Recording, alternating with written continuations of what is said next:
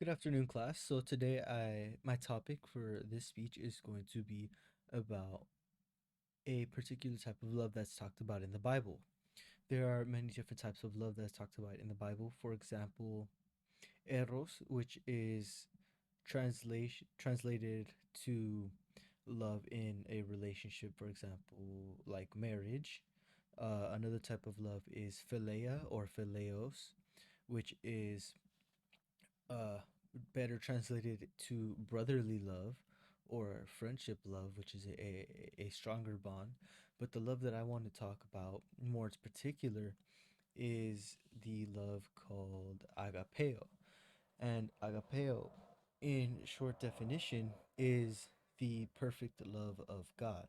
This love is not an emotion like the other ones, it's not a feeling, rather, it's a principle, it's a way of life because you can't have this type of love naturally because of how humans are, especially better explained in the Bible. But we're going to not try to go too deep into a whole Bible study, but I want to go into a couple of verses that speak about this type of love. So, starting off with the first verse that I want to show you guys is in Matthew 18:21 and 22. Then Peter came to him and said, Lord, how often shall my brother sin against me and I forgive him? And till 7 times? Jesus responded, saying, Not unto thee, I say not unto thee until 7 times, but until 70 times seven. So you can take that straight and just say, oh, he wants you to forgive him 70 times seven. But in reality, it's actually a parallel to a different passage in the Bible located in Daniel, which is the prophecy book. And we're not going to go into prophecy, but the reason I'm going into this section is because it really does have a great significance and a deeper meaning than it seems on the surface. So, this is the beginning of the prophecy. I'm just going to give it to you real blunt, real quickly, for the purpose of time. It says 70 weeks are determined for your people, and then it yada yada yada goes down to the rest of it. And this is where the end of this prophecy is. Right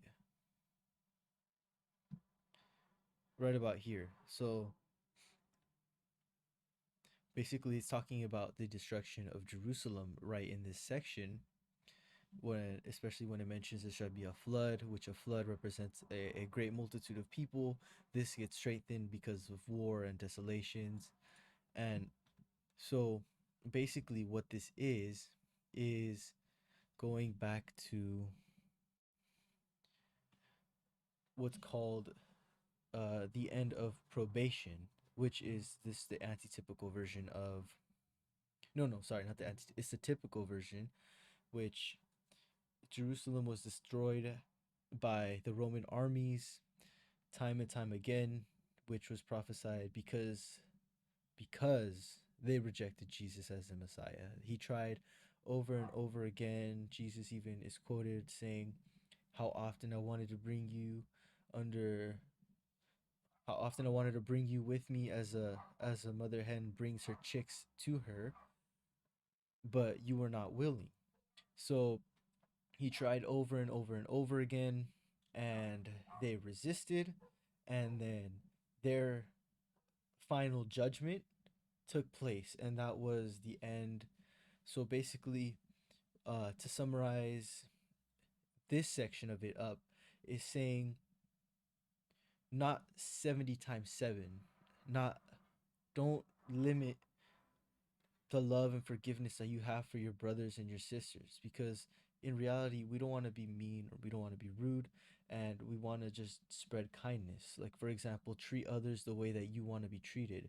If you mess up in life, or if your brother messes up in life, think of it in your own shoes, because you may even do something that you didn't mean to do or you didn't want to do, and you don't want them to hate you. If you truly care about them, you actually want to remain a dear friend to them, and you would want them to forgive you. So in reality, if you want them to forgive you, then you have to be willing to give what you want to receive as well. You can't be wanting to receive something and not be willing to give it. That's selfish. So going on to examples that we find in the Bible of this type of love is found in Luke, uh, and this is when Jesus has been crucified. So they tortured him, they whipped him, they nailed him to the cross, they spat on him, they mocked him and everything. And Jesus says, "Father, forgive them, for they know not what they do." And that's something quite different when we think about it, because if I'm being honest, if I was up there or if I was even down there being whipped at, I would fight back as soon as I got the chance. I'm sure many of you guys would as well, but it's this principle that Jesus has mastered in his life. It went all the way through until death, and that's the point of it. It's we're not The point of this isn't saying let somebody kill you and that's how much you love them. It's you have to love them till death. So another example, which is not Jesus, because for those Christians who are listening, Jesus is God and God is perfect.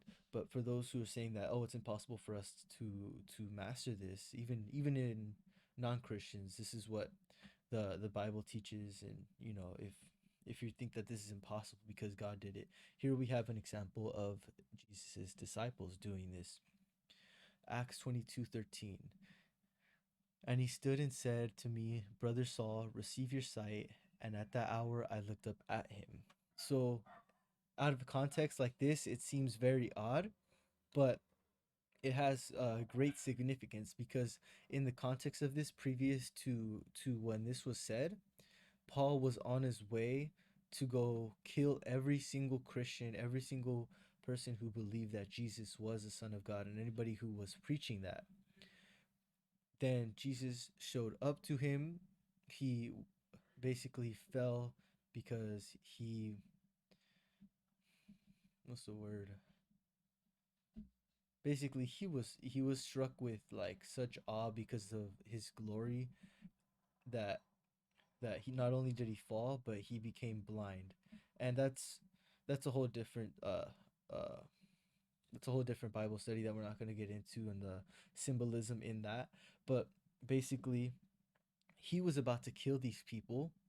Jesus sent him to them, and they received him as a brother, phileo. But even though it may be phileo, it's actually agapeo, because of this. Like if some murderer was about to show up, he was somehow stopped and he came into my house, I would probably kick him out as soon as I got the chance, or I probably wouldn't even let him come up to the driveway, But these guys, they allowed him to come in. They laid hands on him, not in a violent way, and they took him in as Brother Saul, and that's great significance. So, in conclusion, the whole purpose of this love that we're trying to uh, get from agapeo in the Bible is not a feeling. In fact, it is a principle.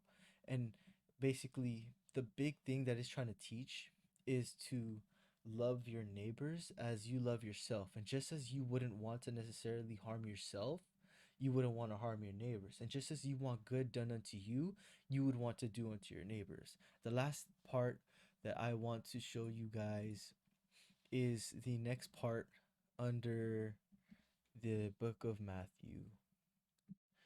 Therefore, is the kingdom of heaven likened unto a certain king which would take account of his servants. Okay, I'm not going to read it all, but basically, this servant owed the king 10,000 talents, but okay, but he begged the king for forgiveness, and the king forgave him. So he went off, and his debt was forgiven. He didn't have to pay it off. But let's go down some more.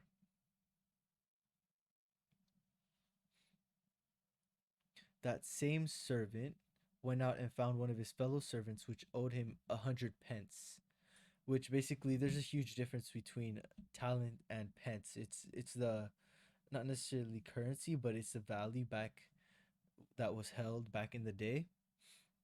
And this guy did not forgive him for 100 pence. He laid hands on him in a hurtful way, took him by the throat, saying, "Pay me what you owe." He couldn't, so he got thrown into jail.